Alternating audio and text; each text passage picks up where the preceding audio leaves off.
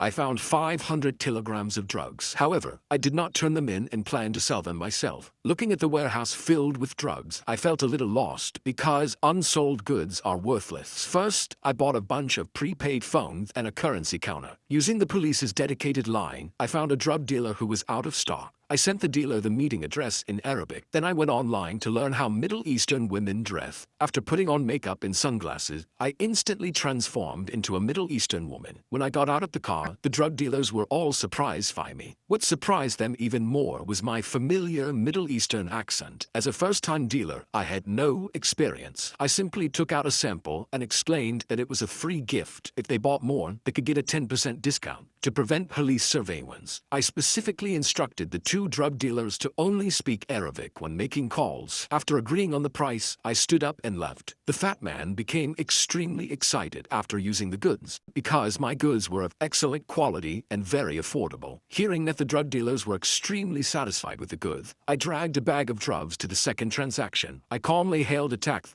After communicating with the driver, we headed to the transaction location. I knew the most dangerous place was the safest, so I chose the prison entrance as the transaction location. After the transaction was successful, my use of a money-counting machine left the drug dealers speechless because they had never seen such a professional drug board. Finally, it was the drug dealers' turn to inspect the goods, but they discovered an extra portion of drugs in the bag. When questioned, I calmly stated that the extra amount was a gift. Just then, a police car drove by. One of the drug dealers quickly zipped up the bag. Only I remained calm, greeting the police. My composed demeanor once again impressed the drug dealers. From then on, my quality of life improved dramatically. As more transactions took place, the police began to notice that a new type of drug was flooding Paris. According to intelligence, they learned that all these drugs came from a Middle Eastern woman. Facing my colleagues who were seriously investigating the case, I remained very calm because they didn't know that I was the drug lord himself.